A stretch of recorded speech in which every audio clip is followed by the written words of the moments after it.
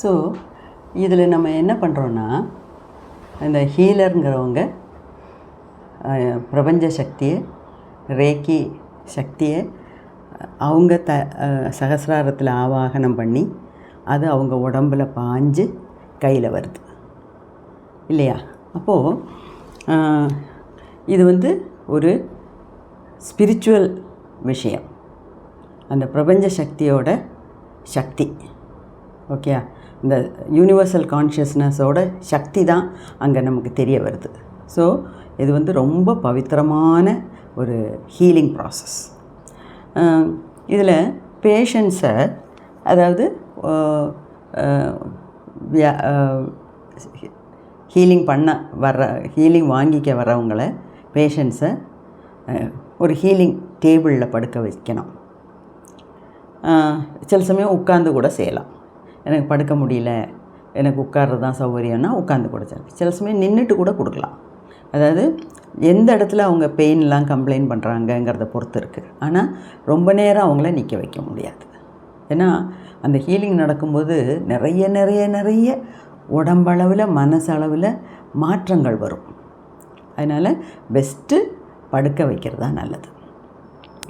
படுக்க வச்சுட்டு ஒவ்வொரு சக்கராஸ்லேயும் ஒவ்வொரு இடத்துலையும் ஒரு 3லேருந்து ஒரு 10 நிமிஷம் வரைக்கும் இந்த கையை ஹீலர் இப்படி காமிச்சிக்கிட்டே இருக்கணும். மனசுக்குள்ளே சிம்பிள்ஸ் போடலாம். அந்த ரேக்கியை ஆவாகனம் பண்ணி அப்படியே ரேக்கிக்கு சரண்டர் ஆகிடணும். அப்போ பாக்கி வேலையெல்லாம் ரேக்கி பார்த்துக்கும். எவ்வளோ நிமிஷம் கை காமிக்கணுங்கிறது கூட ரேக்கி ஹீலருக்கு சொல்லும். அது மாதிரி நம்ம செஞ்சிட்டா போதும். நம்ம புத்தியை உபயோகிக்க வேண்டிய அவசியமே இல்லை. அந்த மாதிரி இருக்கிறதுனால தான் ஒரு ரேக்கி ஒரு சிட்டிங்னு சொன்னோம்னா, ஒரு தடவை ஹீலிங் ஆரம்பித்தோம்னா அது 45 நிமிஷத்துலேருந்து 1.5 மணி நேரம் 2 மணி நேரத்துக்கு கூட போகும். நம்ம இதில் அவசரப்படக்கூடாது. அதனால தான் பெஸ்ட்டு வழி அவங்கள பேஷண்ட்ஸை படுக்க வச்சிடணும். படுக்க வைக்கும்போது அவங்க பேஷண்ட்ஸோட மனநிலை எப்படி, இந்த ரேக்கி இப்படி வருதில்ல, அப்போது பேஷண்ட்ஸோட மனநிலை எப்படி, ஹீலரோட பாடியில் என்னென்ன மாற்றங்கள் நடக்கும்னு தான் நம்ம இங்கே முக்கியமாக பார்க்க போகிறோம். அதாவது ஒரு ஹீலரை சம்மந்தம் வரைக்கும் ஒவ்வொரு ஹீலிங் கொடுக்கும்போதும் அவங்க உடம்புல எனர்ஜி ஜாஸ்தி ஆகுது. அதாவது அவங்க ரேக்கி எனர்ஜியை, யூனிவர்சல் கான்ஷியஸ்னஸை ஆவாகிச்சு இப்படி கொடுக்கும்போது 70% கொடுக்குறாங்க, 30% அவங்க உடம்புல நிற்கிது. அப்போ அவங்க உடம்புலையும் நிறைய பாசிட்டிவ் சேஞ்சஸ் வரும். அவங்களுக்கு ஹீலிங் நடக்கும். அவங்க உடம்புல எங்கேயாவது குத்தம் குறை இருந்ததுன்னா அதை நிவர்த்தி பண்ணிடும் ரேக்கி. நம்ம சொல்ல வேண்டிய அவசியமே இல்லை. அவங்க உடம்பெல்லாம் ரொம்ப ஹெல்த்தியாக இருக்குது, ஹாப்பியாக இருக்காங்க, நல்ல மனோநிலையில் இருக்காங்கன்னா அவங்கள கூட ஸ்பிரிச்சுவலாக உயர்ந்த தளத்துக்கு இட்டு செல்லும். அது ஹீலருக்கு உண்டாகிற நன்மை. பேஷண்ட்ஸுக்கு என்ன நன்மைனா, படுக்க வச்சு ஒரு 1.5 மணி நேரம் ஹீலிங் கொடுக்குறோன்னு வச்சுக்கோங்க, அவங்க ரொம்ப அதுக்கப்புறம் எந்திரிக்கும்போது ரொம்ப ரிலாக்ஸ்டாக இருப்பாங்க. அதாவது ரொம்ப தளர்வாக, ரொம்ப இறுக்கத்தோடு, டென்ஷனோடு, பயத்தோடு வருவாங்க. அது இந்த 1.5 மணி நேரம் 2 மணி நேரம் கழித்து அவங்கள எந்திரிக்க சொல்லும்போது, எந்திரிக்கும்போது ரொம்ப சுகமான ஒரு அனுபவமாக இருக்கும். ரொம்ப காமாக இருக்கும் மனசு, உடம்பு அப்படியே ரிலாக்ஸ்டாக இருக்கும். ஸோ நம்ம ஏற்கனவே பார்த்தோம், ரேக்கிங்கிறது ஹீலிங்க்கு, ஸ்ட்ரெஸ்ஸு ரிலீஸுக்கு. அப்போ உடம்புல இருக்க ஸ்ட்ரெஸ்ஸு, அந்த மன அழுத்தங்கிறது கம்ப்ளீட்டாக வெளியே போயிடும்.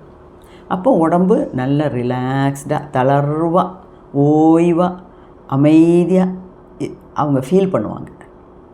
ஓகே, அது மட்டும் இல்லை, இப்போது நான் வந்து என் பையன் ஜப்பான்லேருந்து வரும்போது அவனுக்கு காலையில் தூங்கி எந்திரிச்சு குளித்து சாப்பிட்டுட்டு ரேக்கி கொடுப்பேன். கட்டில் படுக்க வச்சு ஒரு 1 மணி நேரம் 1.5 மணி நேரம் கொடுப்பேன்.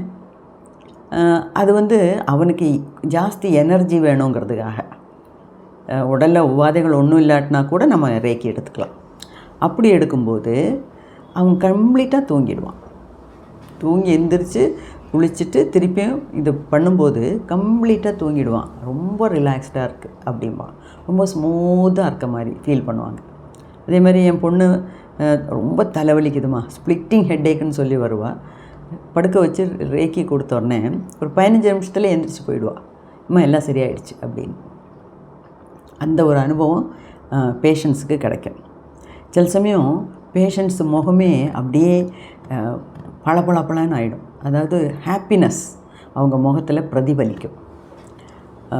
சமாதானம், சந்தோஷம், அமைதி அவங்க முகத்தில் அப்படியே பிரதிபலிக்கும். அவங்க ஆறாலாம் நல்லா ஸ்ட்ராங் ஆகும், ரொம்ப ஸ்ட்ரெங்தன் ஆகும், ஆறாலாம் கெட்டிப்படும். ஏன்னா அவங்க அந்த டென்ஷன், ஃபியர், ஆன்சைட்டி, ஸ்ட்ரெஸ்ஸு, இந்த மாதிரி நெகட்டிவ் இமோஷன்ஸ் எல்லாம் அந்த ரேக்கி வந்து உடம்புலேருந்து தள்ளி விடும். அதுக்கு பதிலாக அங்கே ஹார்மோனி, பீஸு, ஹாப்பினஸ், ரிலாக்ஸேஷன், அந்த மாதிரி பாசிட்டிவ் ஃபீலிங்ஸை கொடுக்கும். சிலவங்களுக்கு ரொம்ப அமைதியான உடம்பும் மனசும் ஃபீல் பண்ணுவாங்க. சிலவங்க முக்கால்வாசி எல்லாருமே தூங்கிடுவாங்க. அது எப்போ நம்ம தூங்குவோம்? நம்ம உடம்பு தானாக ரிலாக்ஸ் ஆகும்போது தான் நமக்கு தூக்கம் வரும். இப்போ ஏதோ நமக்கு டென்ஷனாக இருக்கோன்னு வச்சுக்கோங்க, தூங்க முடியுமா என்ன? உடம்பு வலிக்கும், உடம்பு கெஞ்சும் தூங்கணும்னு. ஆனால் மனசு அடங்காது. எந்த விஷயத்தால் நம்ம பாதிக்கப்பட்டிருக்கோமோ அந்த விஷயத்தோட தீவிரதையை வச்சு நம்மளால் படுத்தா கூட புரண்டு படுப்போமே தவிர தூக்கமே வராது. இதில் அப்படி கிடையாது, கம்ப்ளீட்டாக தூங்கிடுவாங்க, நல்லா ரிலாக்ஸேஷனாக இருக்கும். சிலவங்களுக்கு அவுட் ஆஃப் பாடி எக்ஸ்பீரியன்ஸ் கூட கிடைக்கும். அந்த அவங்களோட ஆஸ்ட்ரல் பாடி வெளியே போயிட்டு அப்படியே ஒரு ரவுண்ட் அடிச்சுட்டு வரும். அப்படியே காற்றுல மிதக்கிற மாதிரி ஃப்ளோட்டிங் ஃபீலிங் வரும். சிலவங்களுக்கு விஷன்ஸ் கிடைக்கும். அதாவது அவங்களோட முன் ஜென்மத்தோடது அதெல்லாம் கூட அவங்களால பார்க்க முடியும். சிலவங்களுக்கு மிஸ்டிக்கல் எக்ஸ்பீரியன்ஸ்னால் இந்த பஞ்சேந்திரியங்கள், அதாவது ஐம்புலன்களால் உணரப்பட முடியாத சில விஷயங்கள், அதுதான் மிஸ்டிக்கல் எக்ஸ்பீரியன்ஸ் எல்லாம் கூட அவங்களுக்கு கிடைக்கும். ஆனால் இதெல்லாம் எல்லாத்துக்கும் வரணும்னு இல்லை. அவங்க அந்த பேஷண்ட்டோட மனோநிலையை பொறுத்து இதெல்லாம் அமையும். கடைசியில் பார்த்தா பேலன்ஸ்டாக, ரிலாக்ஸ்டாக, ஹீல்டாக போவாங்க. அங்கே ஸ்ட்ரெஸ்ஸுங்கிறதே கிடையாது. அதுதான் முக்கியம், ஸ்ட்ரெஸ் ரிடக்ஷன். அதுதான். அப்போ இந்த மாதிரியெல்லாம் ஃபீல் பண்ணுவாங்க. இதில் எந்தெந்த வியாதிக்கு மேடம் இது ஹீலிங் எடுத்துக்கலாம் அப்படின்னா, சின்ன சின்ன வியாதினா என்ன? நம்ம கை வைத்தியம் பண்ணியே நம்மளால் போக்கக்கூடியது. அந்த மாதிரி தலைவலி, மூக்கிலேருந்து சளி வர்றது, ஜலதோஷம், ஃப்ளூ, ஹை ஃபீவர், அந்த மாதிரி சாதாரண விஷயத்துலேருந்து பெரிய பெரிய வியாதிகள் வரைக்கும். அதாவது ஹார்ட் அட்டாக்கு, அதாவது ஹார்ட் அட்டாக் வந்ததுக்கப்புறம் கூட அவங்களுக்கு ஹீலிங் கொடுத்து ஒரு மாதிரி ரிலாக்ஸ்டு மனநிலையில் அவங்கள கொண்டு வரலாம். அப்போ ஹார்ட் எயில்மெண்ட்ஸு, கேன்சர், லியூகேமியானா பிளட் கேன்சர், இந்த மாதிரி ரொம்ப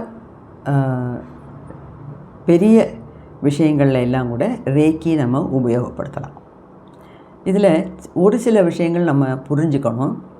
இப்போ கேன்சர்னால் லெவல் 1, லெவல் 2க்கு பரவாயில்ல. அதாவது ஃபஸ்ட்டு ஸ்டேஜ், செகண்ட் ஸ்டேஜ்னால் நம்ம கான்ஸ்டண்ட்டாக ரேக்கி கொடுத்து அவங்கள மெடிடேஷன் செய்ய வச்சு கேன்சர்லேருந்து குணமளிச்சிடலாம். தேர்டு ஸ்டேஜ்னால் அப்போ தான் அவங்க கீமோதெரப்பி, ரேடியோ தெரப்பிக்கெல்லாம் போவாங்க. அப்போ இதை வந்து சப்ளிமெண்ட்டாக பண்ணலாம். அப்போ இந்த கீமோதெரப்பினாலே நிறைய உடல் உபாதைகள் அதனாலேயே வரும்.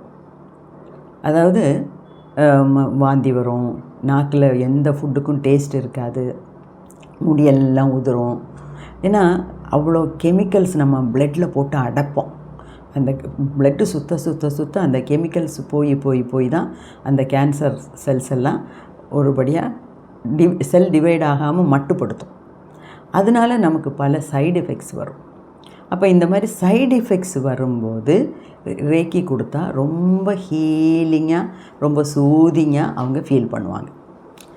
அப்போ 4th ஸ்டேஜ்னால் என்ன மேடம் அப்படின்னிங்கன்னா, 4th ஸ்டேஜில் இருக்கவங்கள ரேக்கி கொடுத்து குணப்படுத்த முடியாது.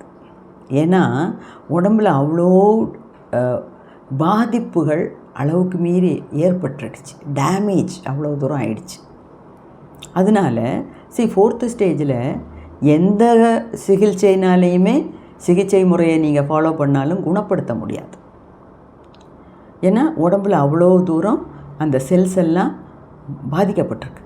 அது திருப்பி நார்மல் லெவலுக்கு கொண்டு வரவே முடியாது.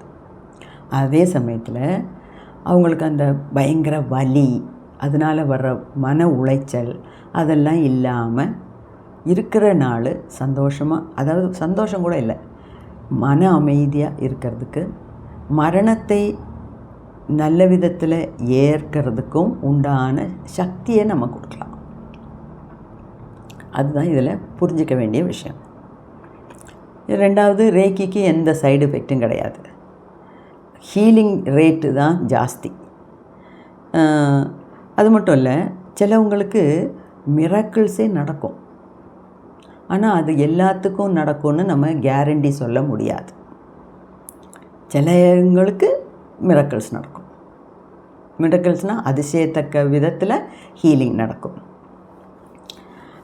2வது, இப்போ கீமோ கொடுக்குறோம், ரேடியோ தெரப்பி பண்ணுறோம். இல்லைன்னா நான் எனக்கு டயபெட்டிஸ் மேடம், 20 வருஷமாக மாத்திரை முழுங்கிட்டுருக்கேன் அப்படின்னா உடனே மாத்திரையெல்லாம் மாத்திரையை நிறுத்தக்கூடாது. அதையும் சாப்பிட்டுட்டு ரேக்கி பண்ண நீங்கள் டாக்டர்கிட்ட போனீங்கன்னா டாக்டரே அதிசயிச்சு போகிற அளவுக்கு உடம்பு ஹீலாகும், உடம்பு குணமாகும். அப்போ டாக்டரே உங்களுக்கு மருந்தை கொஞ்சம் கொஞ்சமாக குறைக்க சொல்லுவாங்க. அந்த மாதிரி தான் பண்ணணும். ஓகேயா? இது எந்த முறையை நீங்கள் ஃபாலோ பண்ணாலும், அதாவது அலோபதி, ஹோமியோபதி, சித்தா, ஆயுர்வேதா, யுனானி, எந்த முறையை ஃபாலோ பண்ணி மருந்து சாப்பிட்டுட்டு இருந்தாலும் அதுக்கு சைட் பை சைடாக இதையும் பேரலாக கொடுத்துக்கிட்டே வரலாம். இது கொடுக்க இதோட எஃபெக்ட் ஜாஸ்தி ஆக மற்ற மருந்துகளை குறைச்சிக்கிட்டே வரலாம். ஸோ எவ்வளோ சீக்கிரம் நம்ம இதை டிசீஸை கண்டறிகிறோமோ, ஐடென்டிஃபை பண்ணுறோமோ, அவ்வளோ சீக்கிரம் இதுக்கு குணமளிக்கக்கூடிய வாய்ப்புகள் ஜாஸ்தி. புறையோடி போன புண்ணு, புறையோடி போன விஷயங்கள், மனசில் 20 வருஷமாக போட்டு அலட்டிகிட்டு இருக்க விஷயங்கள்லாம் ஒரு நாளையில் மாறணுன்னா முடியுமா? முடியவே முடியாது. அப்போ நம்ம பொறுமையாக காத்திருக்கணும், அதுதான் வேணும். 2வது, சரி என் கண் முன்னாடி இருக்க பேஷண்ட்ஸை நான் ஹீல் பண்ணுறேன். கூட்டமாக நிறைய பேர் வரும்போது மாஸ் ஹீலிங் பண்ணலாம், இண்டிவிஜுவலாக ஹீலிங் பண்ணலாம். ஆனால் கண்காணாத இடத்துல தூரமாக இருக்கிறவங்கள எப்படி ஹீல் பண்ண முடியும்னா அதுவும் முடியும். அதாவது ஒருத்தவங்களுக்கு லெவல் 2 வரும்போதே, ரேக்கியில் லெவல் 2 படிக்கும்போதே 3 முக்கியமான சிம்பிள்ஸ் சொல்லி கொடுப்பாங்க. அந்த சிம்பிள்ஸ் 3ஐயும் கற்றுக்கிட்டாலே அதில் 3வது சிம்பிள்ங்கிறது டிஸ்டன்ஸ் ரேக்கிக்கு உண்டான சிம்பிள்.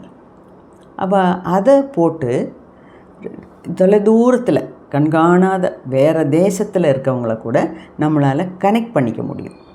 கனெக்ட் பண்ணிட்டோம்னா ஈஸியாக ரேக்கி கொடுக்க முடியும். அது மட்டும் இல்லை, இப்போ ஆன்லைன்லேயும் கொடுக்குறாங்க. ஆன்லைன்லேயும் அதுக்கு நல்லா வித்தியாசம் தெரியுது. ஏன்னா இப்போ நான் லெவல் 1, 2, 3ங்கிறது பாருள்ங்கிற ஒரு லேடிகிட்ட, கிராண்ட் மாஸ்டர்கிட்ட படிச்சிட்ருக்கேன். அவங்க ஆன்லைனில் தான் கிளாஸ் எடுக்கிறாங்க. அவங்க ஹீலிங்காக கொடுக்குற எனர்ஜி அவங்க சொல்லுவாங்க, நான் இப்போ எனர்ஜி கொடுக்க போகிறேன், கண்ணை மூடிக்கோங்க அப்படின்னு சொன்னால் நம்ம கண்ணை மூடி உட்காந்தா போகிறோம். கரெக்டாக அந்த எனர்ஜி நம்மளை தட்டுது, நமக்குள்ளே அந்த ரிலாக்ஸ்டு மைண்டுக்கு போகிறோம். நிறைய தடவை எல்லாருமே தூங்கியே போய்டும். அப்போ ஐயோ தூங்கிட்டேனேன்னு சொல்லும்போது அவங்க சொல்லுவாங்க, தூங்கிறத பற்றி கவலையே படாதீங்க, உடம்பு அவ்வளோ ஹீல் ஆகுது, அவ்வளோ ரிலாக்ஸ்டாக இருக்கீங்க, அதனால தான் நம்மளை அறியாமலே தூங்கி போகிறோம். அதாவது உடம்பு தளர்ந்து இருக்கும்போது தூக்கம் வரும், டென்ஷனில் இருக்கும்போது தூக்கம் வராது. இல்லாட்டினா டயர்டாக இருந்தோம்னா தூங்கிடுவோம், அசந்து தூங்கிடுவோம். ஸோ இங்கே ஹீலிங் ஆகிறதுனால தான் நம்ம தூங்கி போகிறோம். அப்போ அந்த ஆன்லைனில் கிடைக்கிற எனர்ஜியே எனக்கு நல்லா வித்தியாசம் தெரியும்.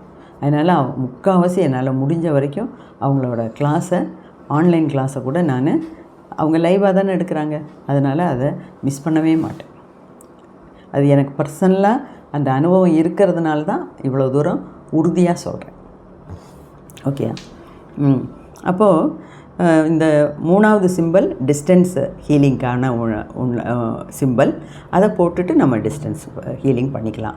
சிலவங்களை நம்ம வந்து இந்த ஜூமெல்லாம் ஆப்ரேட் பண்ண தெரிஞ்சவங்கன்னா ஜூமில் வாங்க நான் ஹீல் பண்ணுறேன் அப்படின்னு கூட சொல்லலாம். இப்போ வயசானவங்க எனக்கு ஆப்ரேட் பண்ண தெரியாது அவங்களுக்கு என்ன பண்ணலாம், அவங்களோட ஒரு ஃபோட்டோவை வாங்கி வச்சுக்கணும். ஃபோட்டோவை வாங்கி நம்ம முன்னாடி வச்சு மனசளவில் நம்ம ஆத்மாவோட அவங்க ஆத்மாவை லிங்க் பண்ணி விட்டுறணும். அவங்க பேர், ஊர், அவங்களோட விஷயங்கள் எல்லாம் அந்த ஃபோட்டோ பின்னாடி எழுதி வைக்கணும். இல்லைன்னா ஒரு டைரியில் குறித்து வச்சுக்கணும். ஸோ அதெல்லாம் பண்ணிவிட்டு அதில் இன்னும் கொஞ்சம் டீப்பான டெக்னிக்ஸ் எல்லாம் இருக்குது. அதெல்லாம் பண்ணிட்டோம்னா நம்ம அவங்களோட கனெக்ட் ஆகிடுவோம். கனெக்ட் ஆகிட்டோம்னா பின்ன பிரச்சனையே கிடையாது, நம்ம ஈஸியாக கொடுக்கலாம். ஓகே, அதுதான் அதோட விஷயம். அப்போ 4 லெவல் இருக்குது. லெவல் 1, 2, லெவல் 3 வந்து ரேக்கி மாஸ்டர், லெவல் 4 வந்து ரேக்கி கிராண்ட் மாஸ்டர், அந்த மாதிரி. ஸோ இந்த ரேக்கி ஹீலிங்கிறது ஒரு ஸ்பிரிச்சுவல் எக்ஸ்பீரியன்ஸ். இது வந்து ஹீலரையும் ஹீல் பண்ணும், பேஷண்ட்டையும் ஹீல் பண்ணும். அது மட்டும் இல்லை, இந்த ஹீலருக்கு நிறைய இன்சைட்ஸ் கிடைக்கும். இன்சைட்ஸ்னால் என்ன, அந்த பேஷண்ட்டு ஏன் படுத்திருக்காங்க, அதாவது அவங்களுக்கு என்ன குழப்பம். சில சமயம் பேஷண்ட்ஸ் எல்லாமே நம்ம மனசு விட்டு சொல்ல மாட்டாங்க. சில சமயம் அவங்க இன்னதுனால தான் இது இருக்குன்னு அவங்களுக்கு தெரியவே தெரியாது. என்ன காரணத்தினால எனக்கு இப்படி உடல் உபாதை வந்ததுன்னே அவங்களுக்கே தெரியாது. அதனால் தெரியாதப்போ அவங்க எப்படி சொல்லுவாங்க? சிலவங்க வேணும்னே மறைப்பாங்க, சிலவங்க தெரியாதனால சொல்லாமல் விட்டுருவாங்க. ஸோ நம்ம வந்து அந்த ரேக்கி பேஷண்ட்டை முதல் காரியம் நிறைய பேசணும். பேசி பேசி பேசி உடம்பில் என்ன இருக்குது, மனசில் எவ்வளோ பாதிக்கப்பட்டிருக்காங்க அப்படிங்கிறதெல்லாம் நல்லா புரிஞ்சுக்கிட்டு அவங்களுக்கு நம்மளால் வார்த்தைகளால் நிறைய ஆறுதல் சொல்லி அப்புறம் இந்த ரேக்கி ஹீலிங்கில் ஆரம்பிக்கணும். அப்போ அவங்களுக்கு சீக்கிரமாக அதிலேருந்து குணம் கிடைக்கும், அவங்களுக்கு வித்தியாசம் கிடைக்கும். அப்போது இந்த ஹீலர் பண்ணும்போதே அவங்களுக்கு ஏன் இந்த மாதிரி வந்தது அப்படின்னு டக்குன்னு நமக்கு சில இன்சைட்ஸ், அதாவது உள்ளுணர்வு பேசும். அந்த உள்ளுணர்வு எப்படி கிடைக்குதுன்னா, அந்த ரேக்கி நம்ம வழியாக வரும்போது ரேக்கி நமக்கு சொல்லி கொடுக்குற விஷயம். அப்புறம் அவங்க சரியானதுக்கப்புறம் எந்திரிச்சதுக்கப்புறம் இந்த மாதிரி ஏதாவது ஒன்று நடந்திருக்கா அவங்க வீட்டில், இல்லைன்னா அவங்களுக்கு இந்த மாதிரி இருக்குன்னா, ஆமாம் மேடம் எனக்கு அது தெரியாமல் போச்சு, அதனால தான் இப்படின்னு நான் நினைக்கவே இல்லை மேடம் அப்படின்லாம் கூட சொல்லுவாங்க. ஸோ அந்த மாதிரி ஒரு அறிவு கூட அந்த ஹீலருக்கு பேஷண்ட்டை பற்றி அறிவு கிடைக்கும். ஸோ அவ்வளோ பவர்ஃபுல்லாக்கும் இந்த ரேக்கி ஹீலிங். இதை முடிச்சுக்கலாம். பாக்கியை அடுத்த வீடியோவில் பார்க்கலாம். நற்பவி நற்பவி நற்பவி.